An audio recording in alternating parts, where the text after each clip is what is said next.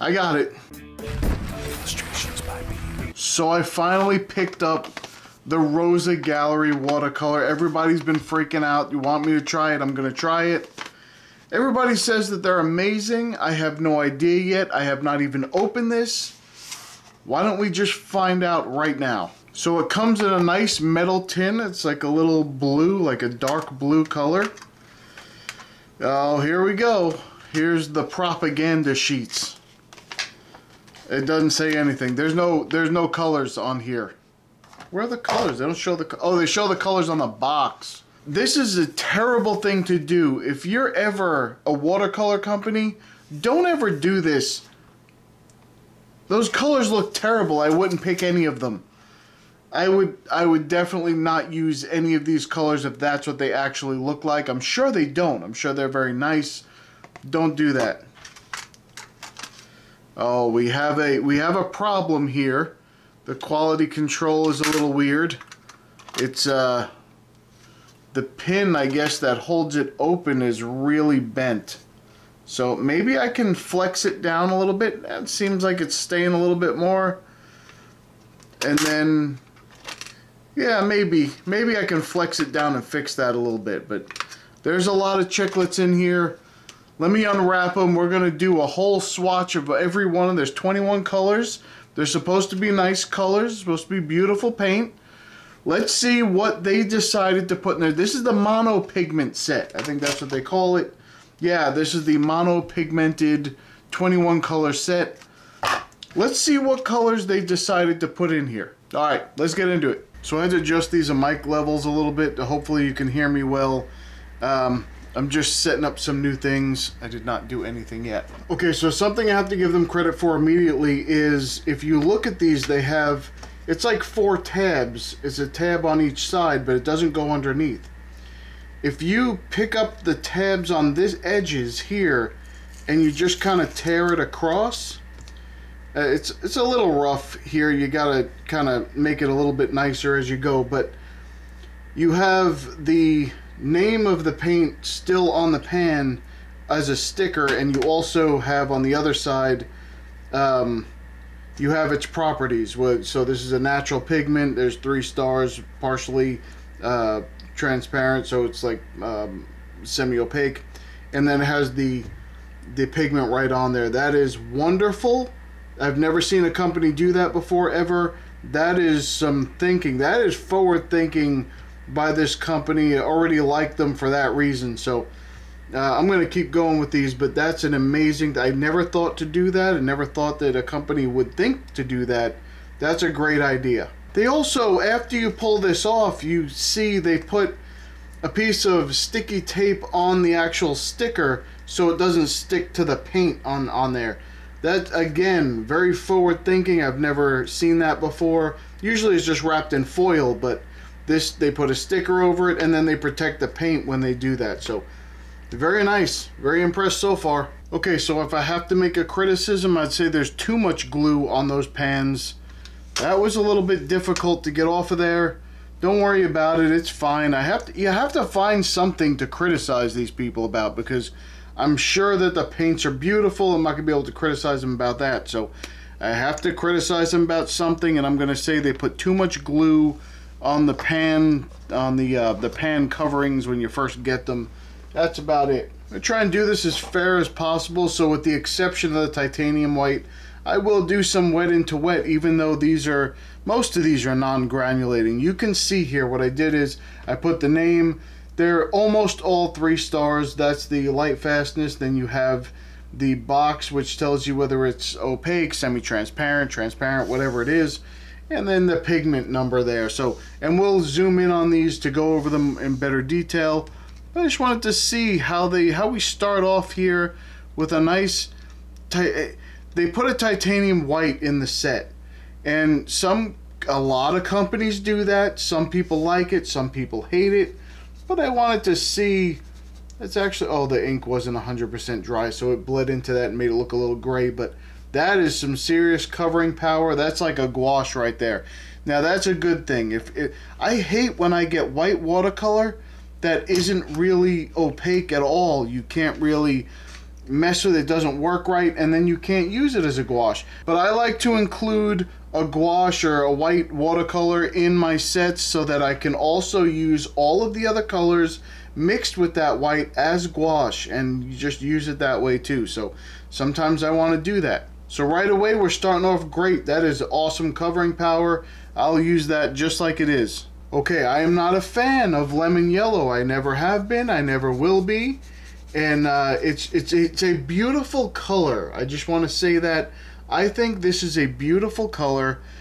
I'm not a fan of it. Usually all of my yellows are a little bit to the orange side, and that's how I like to use them. I'm going to put a little water down here, and we're going to do a little wet into wet just to see how they disperse. That kind of spread pretty easily. That was... How about that? So that popped right in there. That's almost like the core did. Wonderful. I love seeing that. Now we're going to go to the CAD yellow light. Now here's what I'm saying. That's why I would never do this. I would never put these on here. This color and this color and this color. So these three colors here look identical on the box. I bet you they're not going to be identical. You're making people think they're getting three bright yellows just like that. And let's see what this one does. And there you go. That's more the yellow that I would like to use. It's more like a gamboge color. Absolutely beautiful, bright, vibrant. It's like a sunset color. That's amazing. I can't imagine how that's going to be any different, but we're going to try it anyway. And that spreads wonderfully. I'm a fan. I think that for wet into wet drawings, or wet into wet paintings, these are spreading great. And that was one of the complaints people have about the core watercolors, that they spread too much. They say, oh, you can't use them as a beginner watercolor because they spread way too much, and that's not how people need to use them, and they go crazy about stuff like that. But I just say you use the paint the way that it's designed to be used, and that's what you do. This is a beautiful color. So, okay, so now I'd say that these two are very similar, just slightly darker here.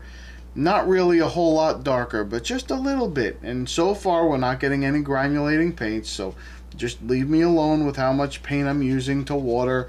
Just relax. I am doing the little swatch down below. Don't worry about it. And yeah, it's spreading great. Now, this one is what I thought these would be. Now, there's enough cadmium in here to kill a horse, but I'm saying this golden yellow right here, I was going to assume this was going to be like that, and instead it's not. Now, if I'm being honest here, these three colors, if you like the two here, I don't see getting two of these two here. You're going to pick one or the other. They're both semi-transparent. They use the same exact pigment, and you have two different colors. I think that was a mistake to go, oh, this has a little bit more yellow in it and this has a little bit more orange in it, but really they're almost identical. If you weren't looking for them, if they weren't side by side, you wouldn't be able to tell them apart. Now here's our golden yellow, and that's like a pumpkin yellow, almost like a pumpkin orange or something like that. So the golden yellow, it's just a very pretty color though. It looks like, let me get a little bit more water down here. I just want to see something here. Yeah, it doesn't really lighten up too much. I thought maybe some of the yellow came out and you could use it almost like one of these and this. So, but it's still a very pretty color. This has more of like a sunset color. So now you're getting into the deeper sunsets right here. And I think that's a very pretty color. Definitely would use it. I like my oranges. It's one of my favorite colors. Which is weird. You don't hear a lot of people say that they love orange colors, but so there, just put a little bit of wet into wet to see how it moves. It moves a little less than the other ones, but still moves around. It's popping a little bit. All right, now this is supposed to be a flame red. I have a, yeah, so this is almost like a, what would you call that? It's not a red. It's like a perylene, not a perylene, it's like a pyrrole orange or something like that, but it's an orange color. It's definitely not flame red. That's a weird color, a name to put with that, But and it's a pigment orange. It's not a pigment red or anything like that. So to say flame red is a little bit weird, but maybe the flames are different. I don't know. And look, that moves right across the water. So this moves quite a bit, and that's a good thing for me. I love doing wet and wet washes, and I love to see the movement in the water. That's beautiful. All right, to round out this top set, we're going to go to the Cad Red Medium, and that is like a fire engine red. That's a red. That's an orangey colored red, but it's to the orange side is what I mean. It's more of a warm red than a cool red, but it's a solid red. That's definitely something you would use as a red. And in a second here, we're going to get to my favorite color red here. So, but I want to just see how this goes. And yep, spreading just like crazy. That's wonderful. I'm going to do that in a drawing and a painting. I'm going to go ahead and use this as a wet into wet wash. So this reminds me, we'll go through it. I'm going to put a couple of colors next to that and see what it reminds me of, like a Pyrrole Scarlet or something like that. So Carmine is the next one, or some people pronounce that differently. I say Carmine. And that's one of my favorite color reds that I've ever seen. It's got that little bit, it's not even like a I know it's a cool red, but it's got like almost like a purple in it. It's just very pretty, very nice. That's what this, not the mass tone here, but right around the edge here. If you just put a little bit of water down here, that's almost the color I think of when I think of magenta.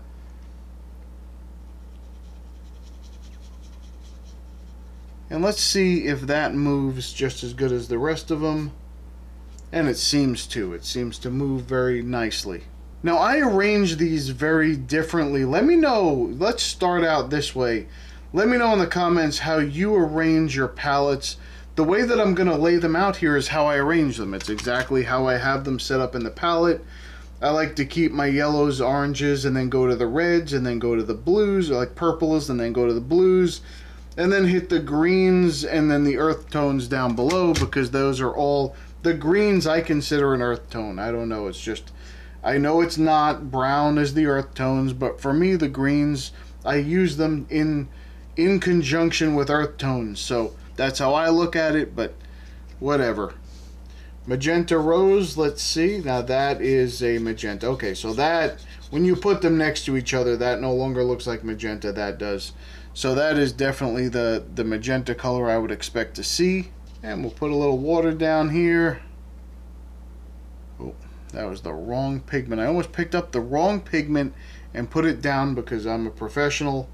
I caught myself. So anyway, yep, flew right across the water section there. Absolutely beautiful. I love when it does that. How many times have I said that already? And I've already said I'm not a purple person. I do tend to like violet, but I'm not really a purple. Wow, that is some dark colors there. Let me just, I gotta, we gotta water this out a little bit, otherwise that's all you'll see. Oh my goodness, that is some intense purple right there. That's like a dioxazine purple or something like that. So, but it's a nice color. It only has a two. Once you get some pinks and purples, you always get to those. Oh, it's a little bit less light fast, but don't worry about it. And I said this in another video, but once you get, like, unless it's like a 1 or something, you're going from, oh, it's only going to last 50 years instead of 100 years. So don't get too crazy about it. Oh, that's going to move all over the place. Wonderful. I'm not expecting any of this to granulate yet. This one will, but that's not what I'm looking for. I'm just looking for how it flows through the water. That's about it. Now we have one of my, I know this is a staple. It's one of the most classic colors on everybody's palette, and I absolutely do not like it. It's an ultramarine blue, and the reason that I don't like ultramarine blue is not because I think it's a terrible color or that things aren't that way. I hear all the time people are like, oh, the sky in my area that's the color of the sky where I live. Well, I don't live where you live. And even if I did, it's my painting. I'll make the sky whatever color I want. I'll make the sky purple if I want to. This is my sky. So it doesn't matter. I'm not so hooked up on color where it's just you're hung up on it and you just, I said hooked up on it, didn't I? You know what I mean. I'm not hung up on it where it's just like, oh, it has to be the exact color of the thing that you're actually painting, otherwise it's not going to be good. I don't do that. I look at it and say it's going to be whatever color I paint it, and that's about it for me. But I'm just not a fan of ultramarine. I've never been a fan of it. It's too red of a blue for me. It's just too much to the blue side. And let's go to the next one, because sometimes this one leans almost to that. Sometimes you get a cobalt blue that leans almost to that ultramarine side, and I really don't like that. But other cobalt blues I absolutely love. Don't pay attention to that. It's almost like it's like a true blue. This is what a true blue is supposed to look like. And yeah, that's good. That's more what I think of when I think of a cobalt blue. I think of this. I think of more of a true blue. It leans a little bit more to the yellow side. It's like a neutral blue. That's the whole point of a cobalt blue. And I enjoy the cobalts because they do granulate a little bit. So I'm a fan of that. It moves a little less. That's okay.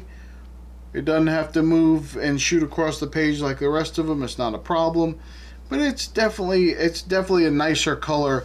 I'll use this color. I will never use this color. Well, I will definitely keep this palette, but if I use this palette a lot more, I'm going to take this out and I'm going to substitute it with another color. I'll probably take out the purple too, but that's just me. I know a lot of you love that color, but I like to mix my colors, and if I use like a truer blue mixed with any of these cool reds, it's going to look great. Now we have a bright blue. The bright blue is, of course, a phthalo blue. And that is one of my favorite color blues. I usually kind of just water that out a little bit, and I like to use that for the sky too sometimes. Like closer to the horizon, you can get there.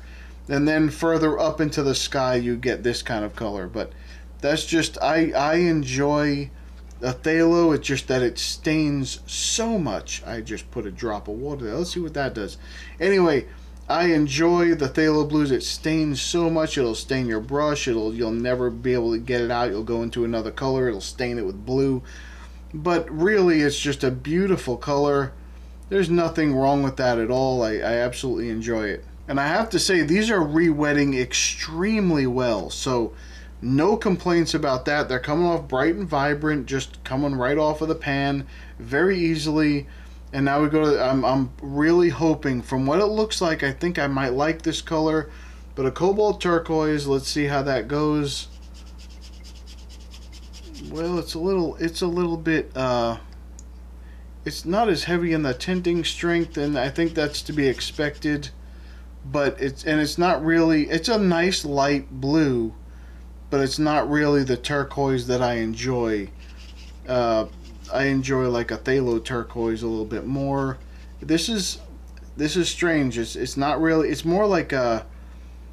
I don't understand. For me, this has to have white in it. I don't understand if there's no white. This is supposed to be a single pigment color, and the PB28 here is the single pigment, and this is a single pigment. And I don't understand how it's not doing the same thing. It's like a. It's not even like a manganese blue hue or anything like that. It's just, that is a completely different color than anything that I expected to be here. That is not that it's terrible, it's just a different color than what I expected. Okay, the emerald green. Yeah, everybody knows what color this is. It is the most staining color in the world. It is a phthalo green color, and it is not my favorite even a little bit. I've learned to hate this color. I know a lot of people use it for mixing, and that's how they like to use it. I do not. I do not like to use it for mixing. I don't like to use it for anything. Do I think it's a pretty color in general? Yes. In general, you look at the color, you say that's a pretty color. but really I would never use it. It's just I really learned to hate that. It stains everything. It'll stain a ceramic plate if you leave it on there long enough. It stains everything. I don't like it. Let's move on to a color that I like a little bit more, and that is just green. So this is a very nice dark green. I have to wet that brush a little bit more. Look at how nice that is. That's a beautiful green. That's a green that is worthy of the name. And just to prove a point, this brush is completely washed out, and it is green from that is instantly as soon as it touches it. It's even, that is more staining than even the phthalo blue is. Absolutely. You can see as I fan out that brush a little bit, the tip of it is entirely green. It's that green. That's the first one that's coming off the palette. I'll take that off the palette before I'll take the blue off. Oh, look at that. That is a beautiful green. I absolutely love that color. That's a wonderful color. It's like a, oh, it's just a good color. Now one of my favorite greens in every set is the chromium oxide, which is very opaque and a little weaker than I expected. Maybe it just takes a little bit more to wet it. Hold on, let's see.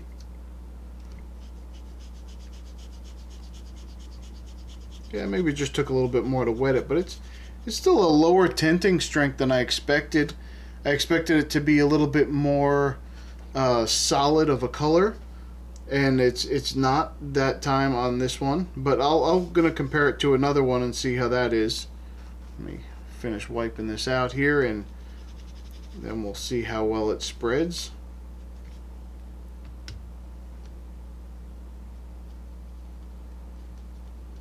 Like I said, it's very weak looking from what I'm used to with any kind of chromium oxide greens. It's a little bit weak, but that's okay. It's still a very, I would use this. I definitely use this. You can instantly see the granulation in there. Just absolutely beautiful. I hope the other ones are coming off with the granulation, but I don't know if they are. But this one definitely, you can see it very easily. It's very nice. Now we're going to move to one of my favorite pigments. If I had to pick a pigment that I always love the colors of, usually anyway, it's the PR101. So I like all the Venetian reds, the English reds, the Indian reds. Absolutely love them all. And that is a beautiful color for an English red. Absolutely nice, wonderful. And that's how I expected this to look. See how solid that is when you first put it on there? That's what I expected. It didn't happen, but that's okay. It's alright. But the English red, again, very granulating. You can see it. I don't have to do this. Everybody freaks out. You know, I get so many comments about the granulating part of it, where people say, oh, you're not using any water. You're not using enough water. I'm using plenty of water. Matter of fact, down on the bottom here, that's the only thing I'm using is water, and I'm just dropping in some paint. So just leave it. I never complain about the granulation. That's never anything I complain about. It's other people telling me that I am complaining about it, but I'm not. I was complaining about, when I was looking at the Schmincke paints, I was saying that they were extremely weak coming off of those dots. I'm not saying that's how they are off the pans or out of the tube, but off the dots they were extremely weak, and I didn't enjoy that part of them. But I saw the granulation on all of them, so don't feed that back into me. Alright, the burnt sienna. Now this is the exact same pigment, and it's, wow, that's a little bit more yellow than I would expect from a burnt sienna. I would expect it to be a little bit more reddish, and that's more yellow. I mean, you can see the yellow undertone in that. So that burnt sienna is yellow, and here's something else. I know it's because of particle size and things like that, but this English red granulates and is completely opaque, and the burnt sienna here is non-granulating, and it's entirely transparent, and it's the exact same pigment. I know it's how they treat it and what they do with it. I wish they would have just left this a little bit more red. It would have liked it a little bit more red. I'll still like use this. This is almost, I'm not, I know people are going to yell at me on this one, but down here a little bit, I see almost like a quinacridone gold or something coming through in this area a little bit. I don't know. It just looks a little bit strange there, but it's okay. It's still a nice color, just not what I expected. Let's put some water on it and see what happens.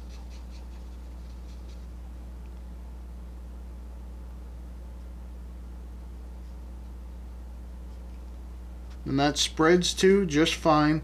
I bet you're going to see some of that, like right around the edges, you're going to see some of that yellow a little better. I love this color. I love how it acted in the water. I love everything about that color. All right, now we have a burnt umber. Now the burnt umber is going to be a little bit more, or should be a little bit more red than the regular umber there. That's like a true brown. That's like an EF brown iron oxide almost. From Daniel Smith. It's what it reminds me of a little bit here. Very pretty color, granulating. It's just a great brown. That's a solid brown for any palette.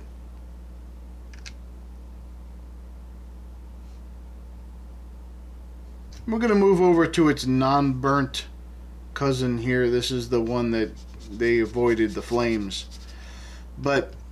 And this is, yeah, so this is much more yellow in comparison. You can see there's a little bit more red in here than here. So that's what happens whenever you have a burnt color. It usually gets a little bit more reddish, and that's what happens here. Like a little bit more intensity, a little more vibrancy, a little bit more reddish. But this is still a very good color. You can take this color, you can make it into like a sepia almost, or something like that.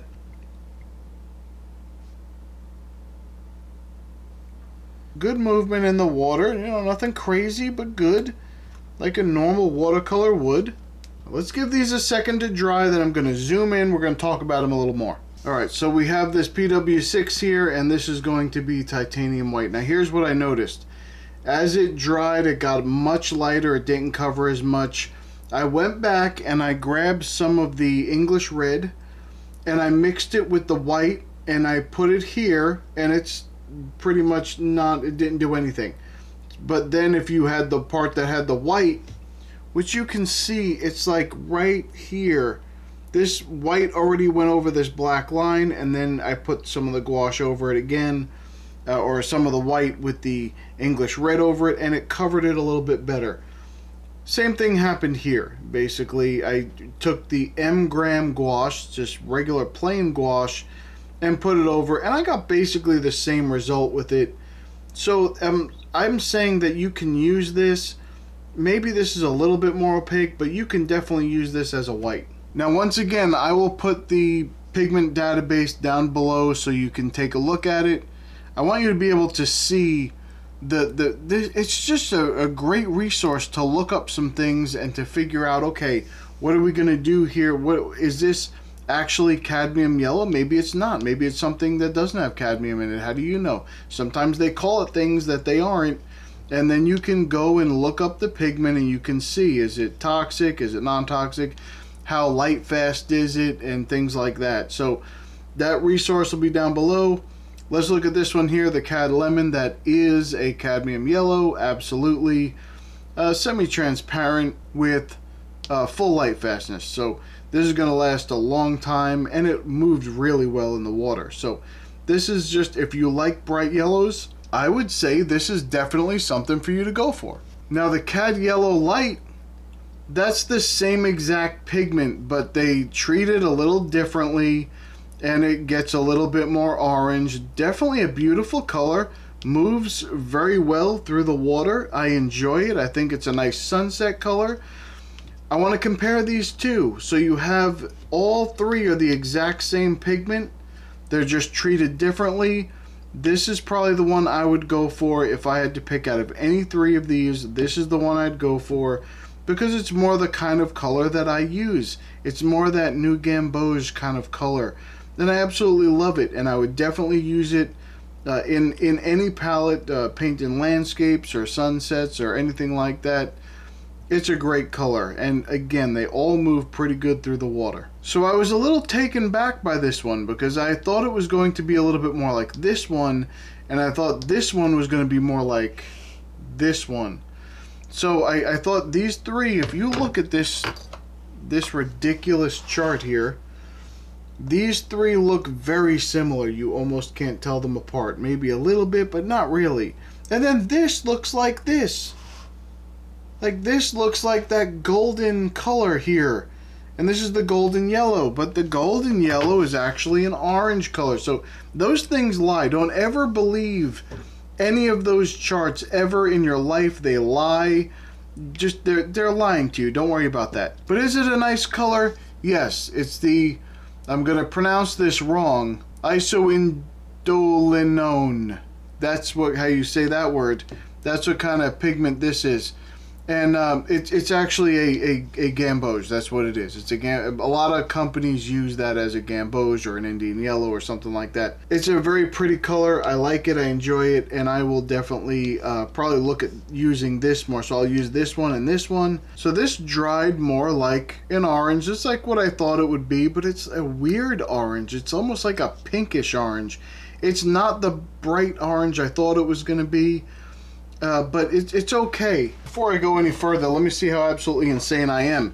So this is the new gamboge from Daniel Smith, and it uses that 110 as well, but it also uses a PY97. So these colors here are virtually identical, and that's I thought that these were going to be a little bit close. So maybe I'm wrong. Maybe I wouldn't use this one so much. Maybe I'd stick over here and use this one. I'm very comfortable with it.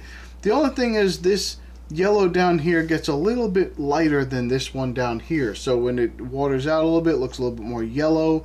This doesn't. It still looks just like a light orange. But I'd probably end up with this one. And everything I just said before was just absolute nonsense. Now this, I thought this was going to be a different color. I thought it was going to be bright. Look at this. This PO71 here, that's the color I thought this was going to be. Do you see how deep that gets? I thought it was going to be just like this one. It didn't do that. It's just an orange. It's just a regular orange. That's not a bad thing. It's just a reddish orange. It works well. I'm sure it's fine, but it's just not for me. I'm probably not going to use that. This one looks nothing like what I thought it was going to look like in the end. It dried, and it's a very beautiful, almost like a neutral red, just a standard neutral red. If I needed to take this or take this and add this color and create any of these two, I probably could. But if I took this and added this, I could definitely make this color. That's not even a question. Let's go back here for a minute because I didn't go over the actual pigment here. But this is the Pearl Orange. And that's what I thought it was, like a Pearl Orange or something like that. But it's again, it didn't come out the way that I thought it would. It's definitely a different color than I thought this would end up. When you move over here, you're looking at a cadmium red. That's what color this is, the PR108. It's semi-transparent or semi-opaque, depending on whether you think the glass is half full or half empty. And it's granulating, so you have a granulating red. Now that's a wonderful thing. Now I know a lot of people don't like the cadmiums, and that's fine. You don't have to use them. But a granulating red is very nice, and I enjoy that. So it's hard to actually see. Now don't tell me I didn't use enough water in here. I used plenty of water. I see some granulation. It's just not as granulating as I would have liked, but it's still pretty granulating. You can see it. And it's a nice color. I would actually use this. I don't like the orange leaning reds, but to me this is like a neutral red. It's a true red. This is the most shocking thing that I've ever seen because it's not the original carmine, right? This is PR171 is a naphthol red. I love naphthol red. Matter of fact, let's see. There's a naphthol red from M. Graham. It's gouache, so it's a little opaque. But that's the color that I think of when I think of that color. That is not the color I think of. I don't know how they got this color. this is, this would be like a PV almost, like a PV color or something like that. I wouldn't even expect it to be that color. But apparently it is. That's what they say it is. I'm not going to say that they're lying. I believe they're telling the truth. That's what color this is, a naphthol red. I love naphthol reds. I've never seen this color like this. This looks like a quinacridone, or I don't know. It looks like, yeah, like a quinacridone red. That's what it looks like. Matter of fact, here's the quinacridone red right here. And it's exactly what this looks like. You have that dark red up here, just like up here. It goes out into this like pinkish color, just like this does. It's a quinacridone red. I don't know how they got that from a naphthol red. I'm not saying they're wrong or they're lying or anything like that. It just doesn't make sense to me. Magenta rose. That's pretty much what I think of when I think of a magenta color. It's a little bit more purpley maybe, but overall that's magenta. And it's entirely transparent. It's that PR 122. That's a quinacridone magenta. That's just what it is. And I'm not crazy about this color, but it's very pretty. It's very stunning and very vibrant. If you were a floral painter, I'd go for this. This is a beautiful color. Okay, so this violet, I looked up the pigment. It's PV23. It's a dioxazine violet. So it is that color, and that's exactly what it looks like. That's what I would expect when I see this kind of dark, almost black purple color, and then it gets to a very bright purple down here. So absolutely a beautiful color. It's not for me. Again, floral painter, I would go for this. Any kind of bright kind of subject, landscape, whatever, you're going to run into this color, and I would definitely use it for that. Here's my arch enemy of all the blues. It's a granulating, which is very nice, very wonderfully granulating. You can see it. PB29, it's actually semi-opaque. I guess that's what it is because it's granulating. It has bigger pigment in it, or bigger molecules of pigments in it. But the ultramarine, a lot of people love this color. It's not a terrible color. I just don't like it myself. Matter of fact, down here, I don't mind this color, and I can see this color being very nice. But once you get up here in a mass tone, I really cannot stand this color, and it just kind of, it puts me off. I just don't like it. That's just me. Here's our PB28. It is the cobalt blue, and it is a beautiful color blue. I like it so much more than this. I can't even explain it to you. And it's just a true, what most people consider a true blue color, but it leans slightly to the red side of this color, which is a phthalo blue green shade. But all in all, I do like this color. It's a very nice color. I use it. I would use it, especially in skies and things like that, that kind of landscape thing. Very nice color. It's granulating, and that's another thing. I like granulating colors, so I do like the granulation I see a little bit in here. I don't know if it's picking it up really good because it looks very light on the screen, but in here I can see a lot of granulation, so hopefully you see it too. And like I was saying, here is our phthalo blue green shade, and one of my favorite color blues in general. I just like this color in general. The mass tone is okay too, but I think as it lightens up a little bit down here, it just looks so much nicer. And when you get down to this area, you're looking at a sky blue. In my opinion, this is what I would use for a sky blue. It's just a very bright and vibrant blue. It does seem to take over in mixes. You have to kind of mix it with something and then mix back the other color back into it to get it to turn back, but make some beautiful purples and things like that. And it's just, I love this color. Oddly enough, I don't keep this on my main palette. I don't, because I use so many other blues and I love other blues, just like I don't keep this one on my palette, but it's just, it's still a pretty color. This one hurts. I love my turquoise colors. It's a little bit green for me, and very weak tinting strength. It does granulate a little bit in here, so that's nice, but a little weak tinting strength. I don't know how they take the cobalt blue and not mix it with anything and get this. Usually you're talking about mixing it with white or something to get here, but I don't know. That's not what they did. So whatever they did is definitely unique. They should keep doing it with other colors maybe. But this one is not my favorite. Then we get down to my most hated color on the palette. This is a phthalo green blue shade, and I rather have the blue shade than the yellow shade. I think it looks like a nicer color. It really does look like an emerald green. That's exactly what it looks like. But for me, I don't like it.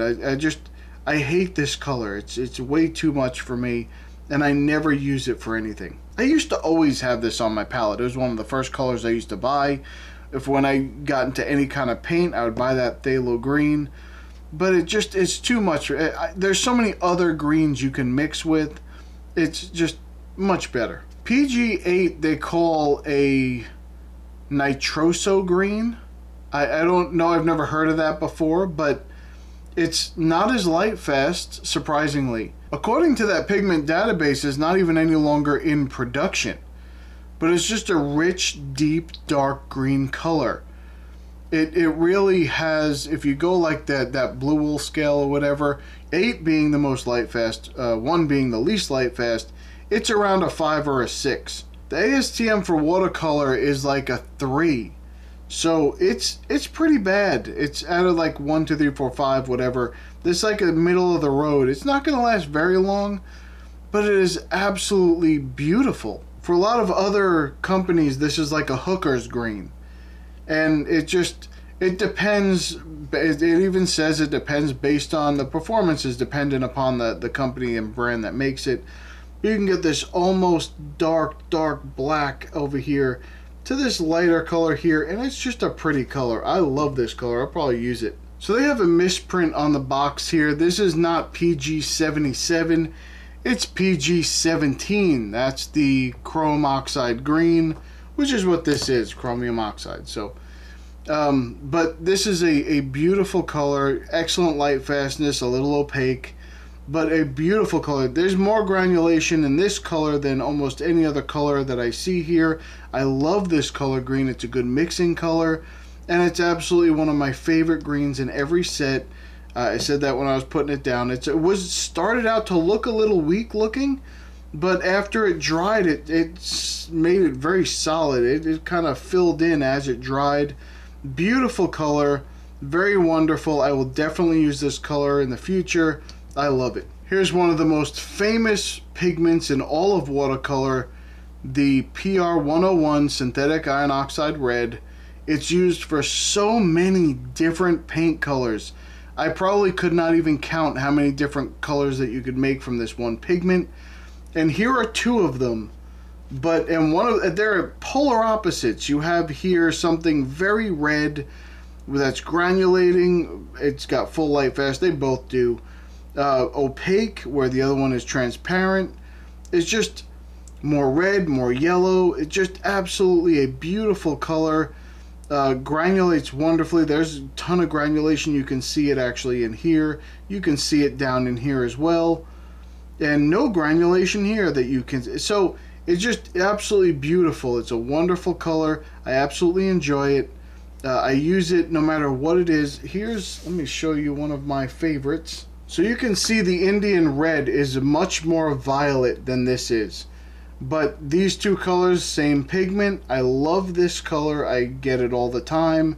I love this color. I will use this continuously. And if you put it next to the Venetian red, which is from the Core watercolor, you can see the similarities. It's again a little bit more violet than this is, but still a absolutely beautiful color.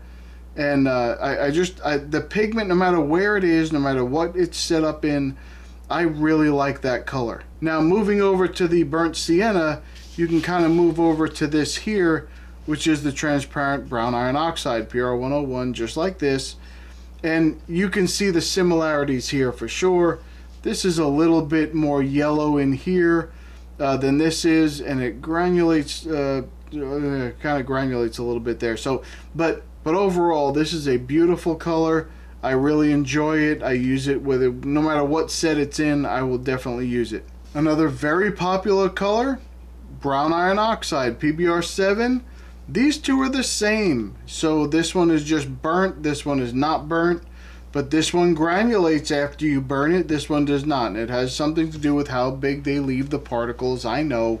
It has nothing to do with actually burning it probably, but that's okay. Anyway, you can use this as a mixing brown, or to tone some things back and tone them down a little bit, kind of like someone would use a sepia or something like that. If you go to the brown that was used, let's see if I can get them all on here. Okay, good. So this is the same pigment here for raw umber from the core set. Same pigment, same color. You can definitely see how these two are exactly the same. This one's a little bit darker, but it's the same color. You can see that. And then I know they're a little different, but if you look, this is a PBR 6, which is a little different. This is just, instead of being an iron oxide brown, it's an iron oxide hydroxide brown. So it's just a slightly different process, but it's basically a very similar color between this one and this one. This one looks a little bit more red than this one does, but really they're very close. You can get here. You can get here with this one, and you can get here with this one. You just have to mix a little bit, but very pretty color. I will definitely use these colors. Maybe this one not as much because of it's a little bit outside of what I do, but I'll definitely use this color. Alright, so I hope you enjoyed the swatching part of the video. Don't ever listen to me. Most of the stuff I tell you is absolute nonsense. But anyway, so this is a palette. I'm very happy that I finally got these in-house so that I could show them to you and I could swatch them out and use them in a painting. The thing is with this, these were not the granulating set. I cannot find the granulating set in the US, but some people said you can get it through other sources and just get it shipped over. That's fine. But this Rosa Gallery set here is a beautiful color. There's no one would have any problem using this set. No, there's enough colors in here. You can get your full palette. You can do whatever you want with this. You can paint any subject you want with this and mix any colors you want with it. It's just a beautiful set. I think there's some redundancy in the set, but other than that, it's okay. It's a very pretty set and I enjoy it. Let me know, are you gonna look into these?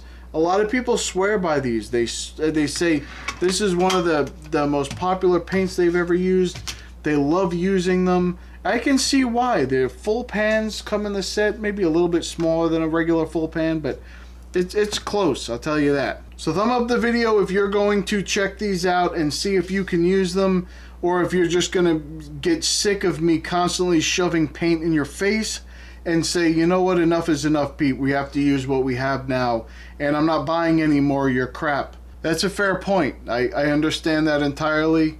I agree with you. I probably shouldn't buy any more either, but I'm going to, and in the next few videos I'm gonna have some more stuff to show you. So alright. If you would like to join our community, go to illustrationsbypete.com. You can come in, you can put your own artwork on the site and promote it. You can find some inspiration in the free reference photos. You can just use them however you want in your artwork. You do not need to credit me. Or you can come into the forums and talk to some people and maybe give some advice and maybe find a little bit of information that helps you. So come check us out. Alright, that's about it for me. I'm going to go. I'll see you in the next one. Bye.